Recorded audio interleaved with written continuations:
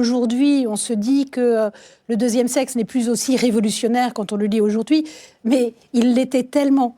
Et donc, c'est très bien de pouvoir aussi se replonger sur les acquis qu'on a obtenus grâce à son combat. Donc, le deuxième sexe qui entre dans la Pléiade. D'ailleurs, on l'a appris il y a quelques jours. Claudine Monteil, qu'est-ce qu'a représenté Simone de Beauvoir dans votre vie, dans votre combat de féminisme? Ma mère m'a mise au monde tout en finissant de lire Le deuxième sexe.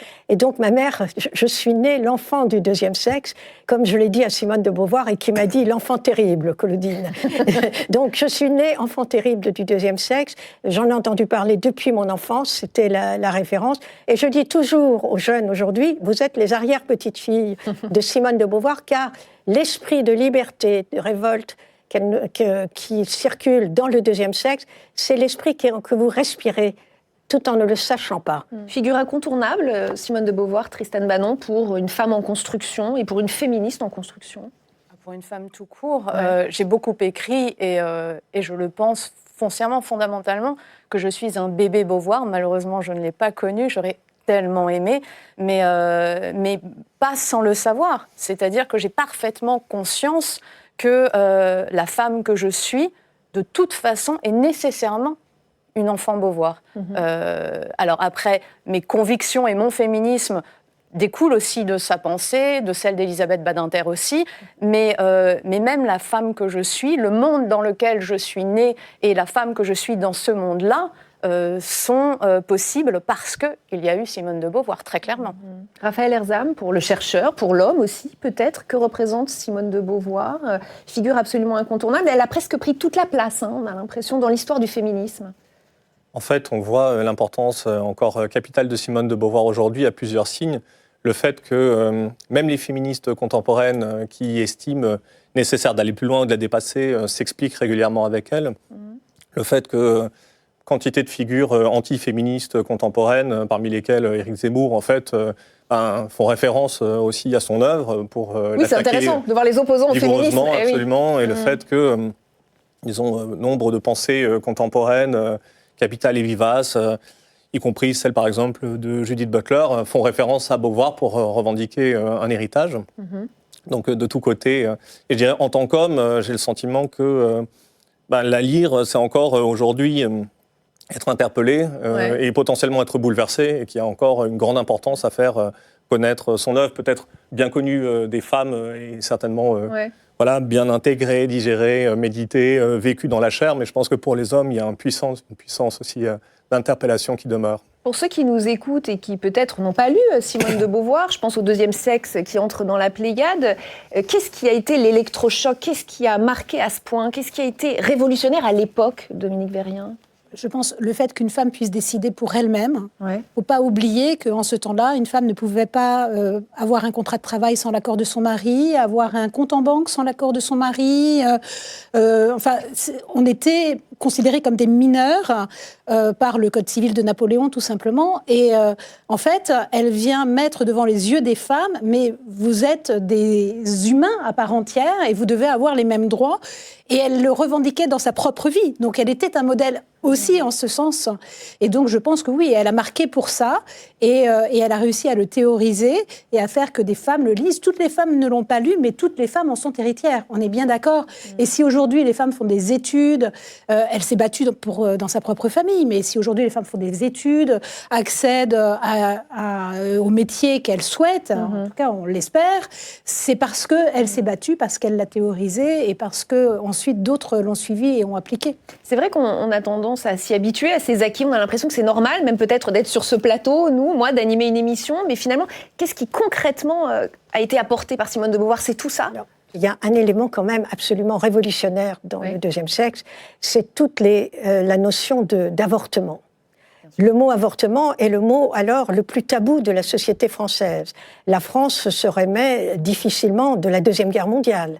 Il faut reconstruire la France. Elle est exsangue. Donc, parler d'avortement alors que l'on incite les femmes à faire des enfants et à rester à la maison et à être une bonne mère, entre guillemets, bonne mère de famille, c'est révolutionnaire. Et c'est tellement révolutionnaire qu'une fois à la fois c'est entré dans l'inconscient collectif, et en même temps, ça n'a pas suffi. Parce que Simone de Beauvoir s'est battue pour l'accès à la contraception. L'accès à la pilule ne vient qu'en 1967, et avec l'autorisation du chef de famille, du père, parce que la majorité est à 21 ans. Elle n'est pas à 18 ans, je le rappelle, parce que cela m'a concernée, donc je connais dans ma chair ce que ça a représenté. Et enfin, il a fallu 20 ans de plus pour que nous, les filles Beauvoir, parce que nous sommes la première génération des filles Beauvoir, nous remettions cela sur le tapis et que nous soyons un mouvement avec Simone de Beauvoir, Gisèle Halimi, tous les dimanches après-midi. Nous avons mis 4 ans de lutte, 4 ans de discussion où nous avons agi. Et en fait, puisque nous avons un philosophe parmi nous, et je le salue parce que je voudrais dire que moi, ce que j'ai trouvé d'extraordinaire chez Simone de Beauvoir, c'est que c'est une philosophe qui est toujours liée à la réalité. Elle n'est pas une philosophe dans sa tour d'ivoire en train de dire « faut faire ceci, il faut faire cela ».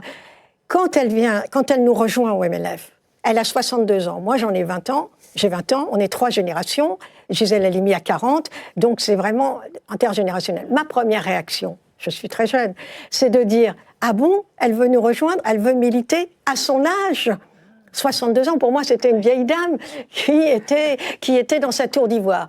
J'avais tort, elle allait nous épuiser absolument. Ça a duré 16 ans.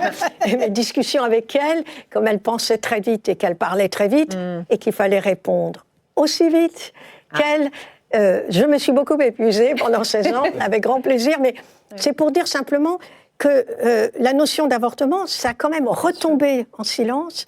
Il a fallu que nous soyons... Donc, c'est absolument extraordinaire. Et moi, j'ai des femmes qui ont pleuré devant moi, dans le monde entier, parce que la lecture du deuxième sexe avait changé leur vie. Voir des femmes qui pleurent et qui viennent me prendre la main après l'intervention, vous savez, ça vous prend au cœur. Bien sûr. Et vous dites dans le monde entier, vous avez raison, parce qu'on parle de Simone de Beauvoir comme d'une figure seulement franco-française, j'allais dire, mais ses écrits et son discours a largement dépassé nos frontières. Tristan Banon, c'est une figure reconnue dans le monde entier. Oui, on voit d'ailleurs que dans les manifestations féministes, même les manifestations américaines là, avec la remise en cause des droits, notamment à l'avortement des femmes américaines, elles ont des panneaux avec des citations de Simone de Beauvoir. Mais moi, dans le deuxième sexe, c'est aussi quelque chose qui m'intéresse énormément et dont on parle finalement assez peu, c'est la façon dont Simone de Beauvoir a parlé avec une extrême lucidité, une extrême honnêteté de la responsabilité de chacun dans la situation de la femme. C'est-à-dire qu'il y a l'homme,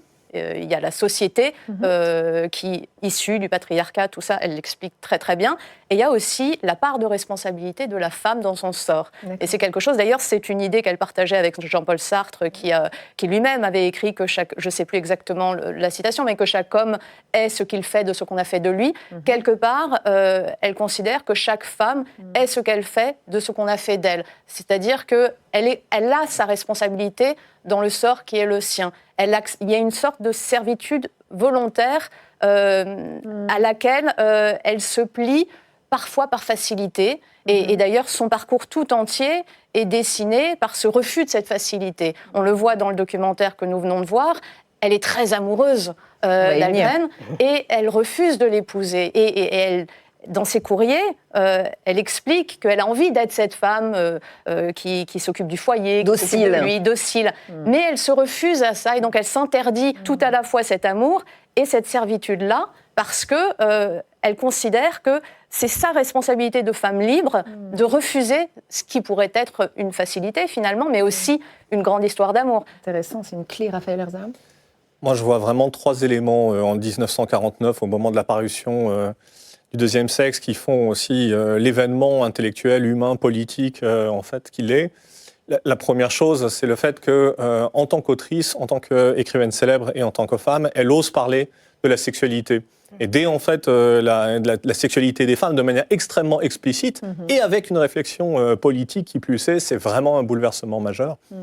La deuxième chose, au plan, en fait, de l'histoire de la philosophie, c'est qu'elle est aussi l'une des premières philosophes, probablement, à articuler de manière si spectaculaire la réflexion fondamentale sur la liberté, sur ce que signifie exister, et des éléments concrets du quotidien, la réflexion sur la cuisine, sur le ménage, sur le sexe, sur, au fond, le rapport au corps propre, vraiment.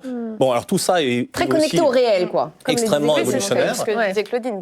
Absolument, dans le absolument. Vrai, dans le réel. Je rejoins absolument votre diagnostic. Elle est la première au monde à le faire. Et je dirais, le troisième élément, probablement, c'est le fait qu'en exprimant exprimant ce qu'est l'expérience vécue des femmes, c'est en fait le titre du deuxième tome. Tout à fait. En fait, elle bouleverse la conscience intime, personnelle et isolée jusque-là que certaines femmes pouvaient avoir d'elles-mêmes. Le travail qui en fait en témoigne le mieux, c'est celui de Marine Rouge sur la correspondance, les milliers de lettres reçues par Simone de Beauvoir et évoquées dans le documentaire. Je lis simplement un extrait d'une lettre qui lui a été adressée par une jeune femme de 23 ans immédiatement après l'apparition. Elle dit « La lecture de votre livre a été une révélation assez violente. D'abord, un très lent réveil à la dignité. C'est assez mal dit, mais je crois oui, très sincèrement, que ces 2 livres m'ont redonné l'utilité de vivre et surtout de ne pas éternellement subir. » C'est magnifique, hein. C'est